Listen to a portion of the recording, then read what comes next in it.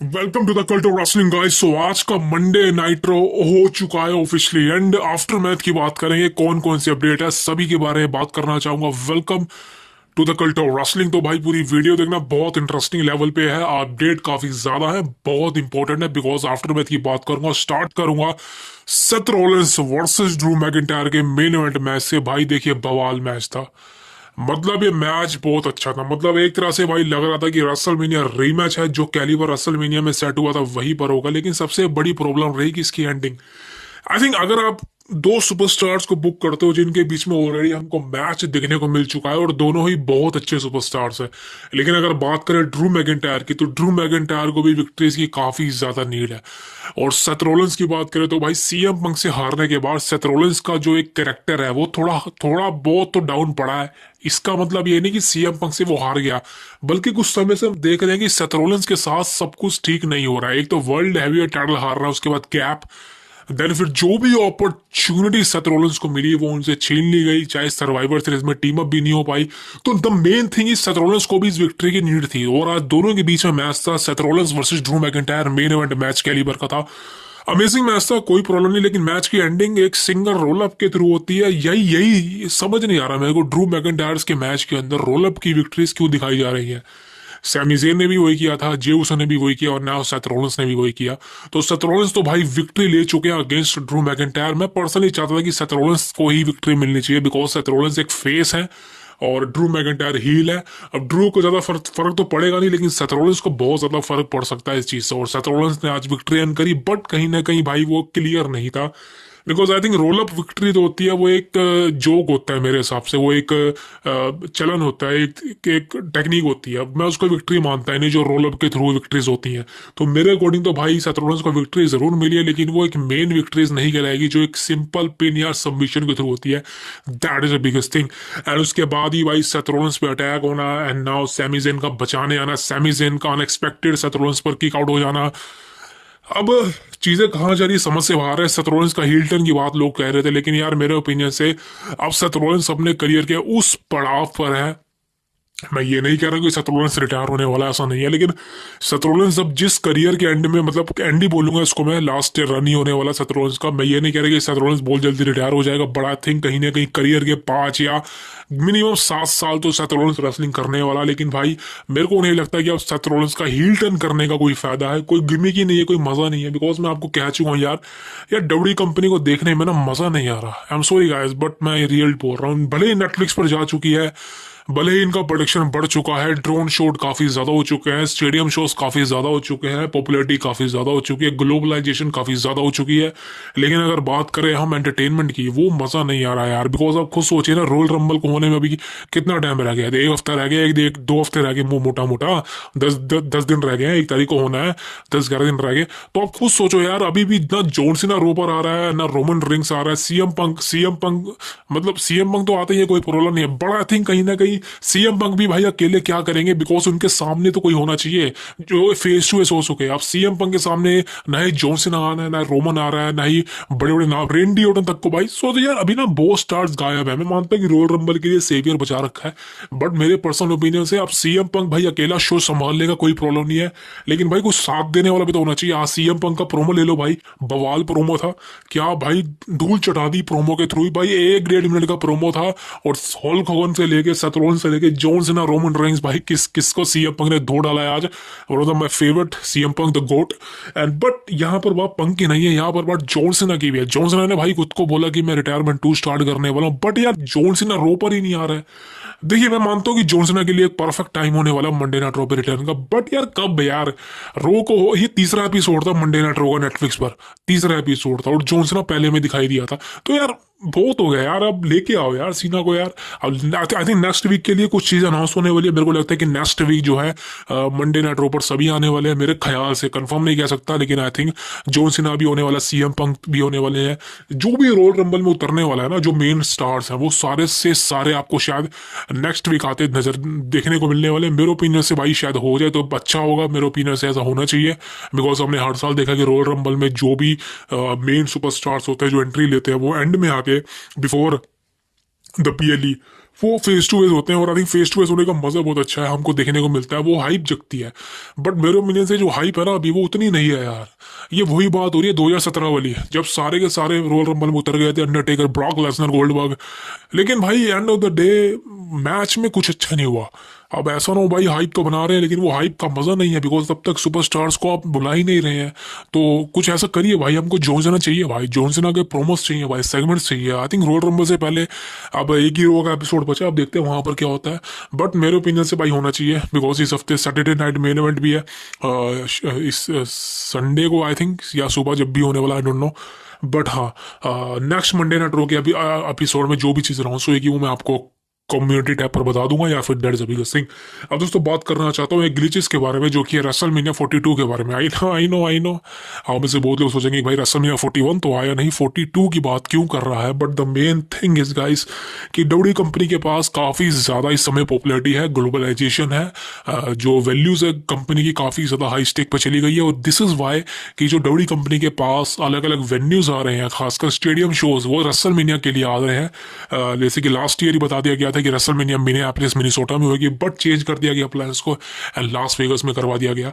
अब रेसलमेनिया 42 को लेके बहुत सारी चीज़ें सामने आ रही है। बताया जा रहा है कि न्यू ऑरलियंस के अंदर होने वाली है, डोम के अंदर जो जहाँ रेसलमेनिया 30 हुई थी, 34 हुई थी, वहीं पर होने वाली है। एक जगह बताया जा रहा है कि अटलांटा जॉर्जिया से होने वाली सुपर डोम से, जहाँ रेसलमेनिया 27 हुई थी।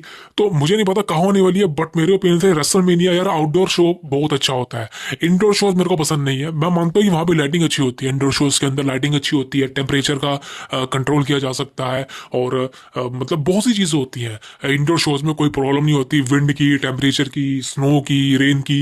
लेकिन यार जो आउटडोर शो होता है ना, जैसे कि रेसलमेनिया 40 हुआ था, यहाँ पर भाई मतलब पायरोस काफ़ी अच्छे होते हैं, वो आसमान में जब जाते हैं ना भाई, वो जो चीज होती है ना देखने लायक होती है, खासकर जो आउटडोर रेसलमेनियाज होती है। मानता हूँ कि टेम्परेचर का फर्क हो चुका है, क्लाउड का, but the biggest thing is कि भाई मेरे को इंडोर से बढ़िया आउटडोर रेसलमेनियाज पसंद है, स्टेडियम शोज पसंद है। अब आप मेरे को बताइए आपको इंडोर पसंद है या आउटडोर शोज पसंद है, बट ओपिनियन से मेरे the outdoor shows is better than the indoors, that is the biggest thing. अब देखते हैं रेसलमेनिया 42 का जो एक कवरेज है वो भाई कहाँ पर होता है, क्या वाकई में न्यू ऑरलियंस होस्ट करने वाला है रेसलमेनिया 42 को। The biggest thing is, next update की बात करें, यह the People's Champion the Rock the final boss. वैसे फाइनल बॉस तो मैं अब नहीं कहने वाला, because there is no final boss against him, because जो हरकतें रॉक ने करी हैं उसको देख के तो साफ साफ पता लग चुका है कि Rock is not interesting to play the final boss. अब देखिए भाई सिंपल सी बात है, रॉक इस समय बिजी है हॉलीवुड करियर के अंदर, there is a movie left on him. But right now दोस्तों रॉक को लेके काफी ज्यादा अपडेट्स नहीं आ रही हैं, there is a few updates and most of them were false. यहाँ पर मैं आपको फॉल्स अपडेट तो कैप्चर करने नहीं बैठा, लेकिन हाँ एक रियल चीज बता दूं मैं आपको, रॉक को लेके फिलहाल कोई प्लान नहीं है। रॉक को लेके there is no planning. If you think that Rock will come at WrestleMania 41 and surprising you a match against the Tribal Chief Roman Reigns, but भाई ऐसा नहीं होने वाला, ऐसा नहीं होने वाला। रोमन रिंग्स के अगेंस्ट मैच अभी फिलहाल रॉक का नहीं होने वाला। उससे पहले जितने भी सुपरस्टार्स हैं रोमन के अगेंस्ट चेक किए जाएंगे, जैसे कि जेकब फाटू एंड आई थिंक और भी सुपरस्टार। बट अगर सीएम पंक और रोमन का मैच हो गया, वो सबसे बड़ा बवाल और बॉक्स ऑफिस अट्रैक्शन होगा मेरे ख्याल से भाई। यही मैच होना चाहिए, CM Punk versus Roman rings, because Paul Heyman सबसे बड़ा ट्रेजर है इस मैच के अंदर। अगर पॉल हेमन ने भाई खिल्ली उड़ा दी ना भाई, सबसे बड़ी चीज होने वाली है, that is the biggest thing. अगली अपडेट की बात करें ये है बिल गोल्डबर्ग। भाई गोल्डबर्ग कब आने वाला है, सबके मन में ये सवाल है कि बिल गोल्डबर्ग का रिटर्न कब होगा। बिल गोल्डबर्ग हमको बैड ब्लड में देखने को मिले थे भाई साहब, वहां पर दोस्तों बिल गोल्डबर्ग ने एक बात कंफर्म करी कि 2025 के अंदर, जी हाँ दोस्तों 2025 के अंदर मेरा जो कॉन्ट्रैक्ट है वो रिटायरमेंट की ओर लेने वाला है। So as you know Goldberg ने भाई अनाउंस कर दी अपनी रिटायरमेंट 2025 में होने वाली, यानी कि इसी साल। अब गोल्डबर्ग का मैच टीज हो रहा है गुंतर के साथ, आई डोंट नो मैच कब होगा। रॉयल रंबल में होना था, मुश्किल है। चेंबर में हो सकता है, एलिमिनेशन चेंबर में मैच हो जाए, रेसलमेनिया में भी हो सकता है, लेकिन सबसे ज्यादा चांसेस एलिमिनेशन चेंबर में होने के। अब I don't know triple H Goldberg को रेसलमेनिया जैसी स्टेज पर एक मैच देगा या नहीं, बिकॉज सबको पता है भाई गोल्डबर्ग जिसके भी अगेंस्ट मैच लड़ेगा वो हारेगा, क्लियर है भाई, कोई प्रॉब्लम ही नहीं है। Because I don't think so Goldberg का लास्ट मैच उसको जीत के मिलने वाला है। वो रिटायरमेंट ले लेगा, बट मेरे ओपिनियन से गुंथर से बढ़िया आइडिया उसके किसी और के साथ मैच होना चाहिए। बिकॉज ऐसा नहीं है कि ब्रॉक लेसनर वर्सेस गुंथर की जो फ्यूड है, जो आप सोच रहे थे, वो अब तो नहीं होने वाली है। आप गोल्डबर्ग को रिप्लेस कर दोगे, सॉरी ब्रॉक को रिप्लेस करते हो गोल्डबर्ग के अगेंस्ट। तो मेरे ओपिनियन से वो चीज़ें कहीं ना कहीं मैटर नहीं करती। The most important thing is कि आप गोल्डबर्ग को एक अच्छी फ्यूड दीजिए, एक अच्छा हाइप दीजिए। अगर उसको मैच करवाना भी है तो मेरे ख्याल से वो ब्रोन ब्रेकर के अगेंस्ट होना चाहिए। मेरे को लगता है कि ब्रोन ब्रेकर वर्सेस गोल्डबर्ग एक मनी मेकिंग मैच है as compared to Gunther versus Goldberg. तो मेरे ओपिनियन से रेसलमेनिया का मैच आपको ये मिल सकता है Bron Breakker versus Bill Goldberg. ऐसा लगता है कि one of the biggest match हो सकता है, that is the biggest feud. The next update की बात करी है दोस्तों लिव मॉर्गन के बारे में। एज यू नो कि लिव मॉर्गन का इस समय झाड़ा चल रहा है। अब Judgment Day is over now and I think the real decision why Judgment Day is out because fans का रिस्पॉन्स कहीं ना कहीं अब वो लूज हो रहा है इससे। ये जो फैक्शन है एक समय पे अच्छी चल रही थी और बीच में डगमगाई, लेकिन फिर लाइन पे आ गई। लेकिन अब फाइनली इस फैक्शन का दोस्तों बताया जा रहा है कि एंड होने वाला है। रेसलमेनिया या उससे पहले इस फैक्शन का एंड हो जाएगा बिकॉज अब निकलने वाला इस फैक्शन से वो है फिन बैलर। अब देखिए फिन बैलर को I support Finn Balor, but मैं आपको ये बात बहुत बार बोल चुका हूँ और ये बात मैं डब्ल्यू कंपनी को टैग भी कर चुका हूँ कि फिन बैलर को हील फेस, मतलब मैं ये नहीं कह रहा उसको कुछ ही बनाओ, मैं ये कह रहा हूँ कि उस पर हील, जो हील करेक्टर है वो सूट नहीं करता है। फिन बैलर की शक्ल देखो आप, ये शरीफ लगता है, शक्ल से बड़े दाढ़ी रख ले मुंह पे, लेकिन ये फिर भी हील नहीं लगता। लेकिन इसके एक्शंस, हर चीजें इसको हील बना के रखा हुआ है, कोई फायदा नहीं मिला। फिन बैलर का जो एक करियर था वो पीक था, उसको इन्होंने पूरी तरह से खत्म कर दिया। And I don't know why. Vince McMahon इसको अच्छा बुक करता था, लेकिन भाई ट्रिपल एस ने तो फिन बैलर की खटिया ही खड़ी कर दी। बहुत बुरा बुक किया है फिन बैलर को। एंड फिन बैलर उन सुपरस्टार्स में था भाई जिसका डीमन कैरेक्टर मेरा पर्सनली फेवरेट था before the field. And I don't know why पूरी तरह से उस कैरेक्टर को भी डिस्ट्रॉय करके रखा हुआ है। और आई डोंट नो भाई उसके बारे में क्या होने वाला है, लेकिन एक रिपोर्ट के अनुसार दोस्तों अब फाइनली वक्त आ चुका है जब फिन बैलर का आपको जजमेंट डे से आउट होने वाला है। फिन बैलर यानी कि निकलने वाला है, एक तरह से बीट्रेल देखने को मिलने वाला है। बहुत ही बेहतरीन डिसीजन होगा अगर फिन बैलर को इस ग्रुप से निकाल दिया जाए, because I don't think so कि फिन बैलर के लिए अब फिलहाल इस ग्रुप के अंदर कुछ भी बचा है। मेरे ओपिनियन से there is nothing for left Finn Balor in Judgment Day. Opinion से भाई परफेक्ट डिसीजन होगा कि फिन बैलर को इस ग्रुप से निकाल दीजिए। और रेसलमेनिया 41 के अंदर मेरे ओपिनियन से फिन बैलर के लिए बेटर अपोनेंट सिर्फ एक ही है और उसका नाम है केविन ओवेंस। आप कहेंगे भाई ऐसा तो नहीं हो सकता, लेकिन मैंने बोलना था Kevin Owens versus demon Finn Balor. ये मैच आपको बवाल बना देगा रेसलमेनिया 41 में अगर इसको बुक कर दिया जाए। One of the biggest thing होगी। अब केविन ओवेंस का नाम ही लिया तो शुरुआत ही केविन से करता हूँ, लेकिन मेरे को एक बात समझ नहीं आ रही, पूछना चाहता हूँ आपसे कि आप मेरे को एक बात बताइए कि डब्ल्यू कंपनी ने ड्राफ्ट करा, उसके बाद मंडे नाइट रो को अलग करा, स्मैकडाउन को अलग करा, लेकिन समझ नहीं आ रहा कि स्मैकडाउन के सुपरस्टार मंडे नाइट रो पे आ रहे हैं और मंडे नाइट रो के स्मैकडाउन पे जा रहे हैं। वो अच्छी बात है, वो माइकल कोल ने भी अनाउंसमेंट की थी कि भाई जो है वो क्या कहते हैं उसको सुपरस्टार शेकअप चलने वाला है, अपने आप जो है रोस्टर चेंज होने वाला है। लेकिन जो केविन ओवेंस है वो मंडे नाइट रो पे आ गया, ये कैसे हो गया? ये मेरे को समझ नहीं आ रहा है। Kevin Owens Monday Night Raw पे आज आ गया और सैमी ज़ेन के साथ फेस टू फेस हुआ। By the way Sami Zayn का प्रोमो बहुत अच्छा लगा मेरे को आज, जो उसका जो मंडे नाइट रो पे हुआ, और केविन ओवेंस के साथ one of the best face of था। और देखिए केविन ओवेंस का हील टर्न तो जरूर है, लेकिन केविन ओवेंस का जो हील टर्न है ना, ये वो वाला हील टर्न है जो पहले वाला था। यानी कि जो एक पर्सनली आपको आप फिल्म में देखते हो, आप नेगेटिव रोल देखते हो, लेकिन नेगेटिव रोल जो बंदा प्ले करता है ना, उसके पीछे उसकी स्टोरी होती है कि वो नेगेटिव क्यों बना। वही केविन ओवेंस के साथ है। जो केविन ओवेंस का ये कैरेक्टर है ना, वो हील नहीं है, ये एक ऐसा कैरेक्टर है कि जिसके साथ बुरा हुआ था वो बुरा कर रहा है, ये कैरेक्टर है। और मेरे ओपिनियन से सैमी ज़ेन के साथ अपनी हेल्पनेस मांगी केविन ओवेंस ने। भाई इस बात को पूरी तरह से अप्रूव करता है, डिलीवर करता है कि केविन ओवेंस और सैमी ज़ेन अभी भी दोस्त हैं और हमेशा रहेंगे। और आज जो भी चीजें हुई है, केविन ओवेंस खुद को चैंपियन बोलता है, but we all know that he is lying. Because Royal Rumble में जो चीज़ होने वाली है, table ladders chair TLC match होने वाला है, लैडर मैच होने वाला, जो भी चीज़ है वहां पर हम सबको पता है भाई मैच की एंडिंग क्या होने वाली है, तो कोई शक ही नहीं। लेकिन हाँ मैच अच्छा हो सकता है। आई थिंक ये मैच पहले भी हुआ है, केविन ओवेंस की भाई तकदीर बहुत अच्छी है। रॉयल रंबल केविन ओवेंस भाई, Kevin Owens is the real mister royal rumble. 2017 में देख लिए थे, 2018, 19, 20 की भाई हर साल केविन ओवेंस को रॉयल रंबल में उनका एक बढ़िया मैच मिल जाता है, और खासकर भाई चैंपियनशिप का मैच मिल जाता है। आप सोचे सबसे बड़ी चीज़ तो भाई यही है, ऐसी चीज़ें कहाँ देखने को मिलती है। सो केविन ओवेंस का जो एक तरह से मंडे नाइट रो पे आना इस बात को दर्शाता है कि भविष्य में केविन ओवेंस आपको मंडे नाइट रो रोस्टर पे ज्वाइन होता नजर आने वाला है। That is the biggest thing. अब दोस्तों बात करना चाहता हूँ सीएम पंक से। द मेन थिंग इज दोस्तों कि सीएम पंक रॉयल रंबल जीतने वाले हैं या नहीं।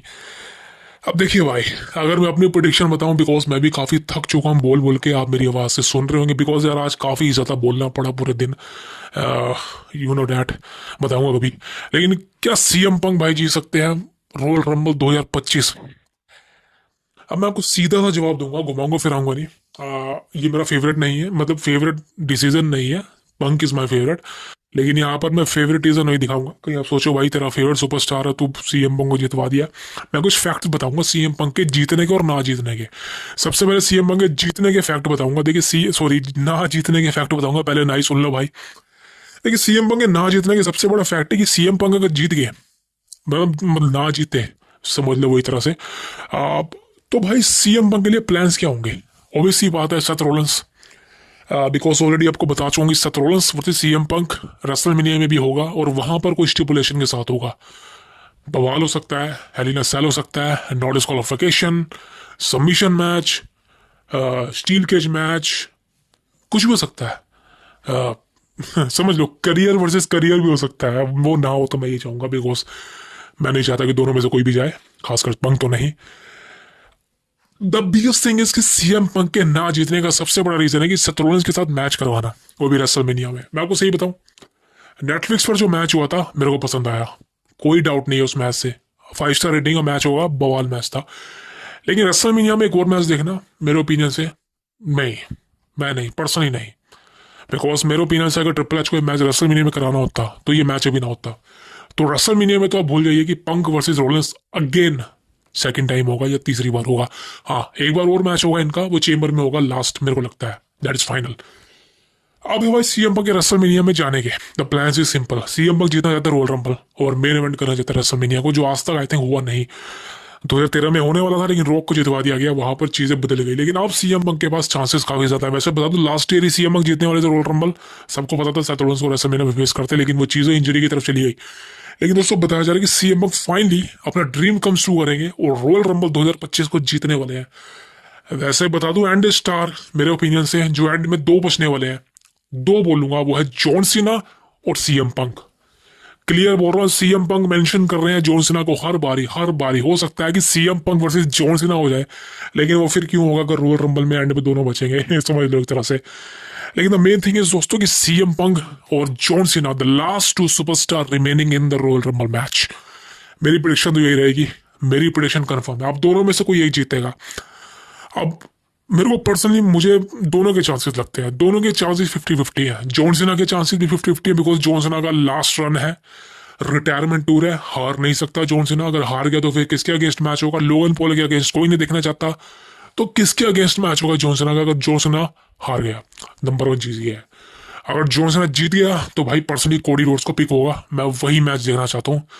अगर सीएम पंक ही जीत गया तो सीएम पंक का मैच होगा गुंथर के साथ, मैं देखना नहीं चाहता। इससे बढ़िया सीएम पंक रॉयल रंबल ना जीते, बिकॉज आपको पंक वर्सेस कोडी देखने को नहीं मिलने वाला, वो मेरे को नहीं लगता ऐसा होगा। तो पर्सनली मैं चाहता हूँ कि जॉन सीना जीते हैं, बिकॉज सीएम पंक के लिए और भी मेजर राइवलरीज हैं, जैसे कि रोमन रेंस के साथ वो मैच हो सकता है, या फिर सेथ रॉलिंस के साथ, जो भी रूमर आ रहा है। लेकिन मेरे ओपिनियन से भाई 2 सुपरस्टार रॉयल रंबल में एंड में बचने वाले हैं, जिनका नाम है the best in the world, the god CM Punk, and greatest superstar of all time John Cena, sooner to be 17 time world heavyweight champion. So आप मेरे को अपनी प्रेडिक्शन बता सकते हैं, मैं आपसे मिलूंगा कल की वीडियो में। और हाँ, बाय द वे, कल वीडियो लेके आने वाला हूँ ओवन साठ के बारे में। एज यू नो ओवन साठ कौन थे, और ओवन साठ की जो एक मिस्टीरियस डिमाइस हुई थी, तो ओवन साठ के बारे में मैं आपको कल सारा कुछ एक बायोग्राफी देने वाला हूँ। तो चैनल पे ज्वाइन हो जाइए, बने रहिए, सब्सक्राइब किए भी नंबर जाना द कल्ट ऑफ रेसलिंग को for the latest and trusted news about WWE. I see you tomorrow. Thank you very much. See you next.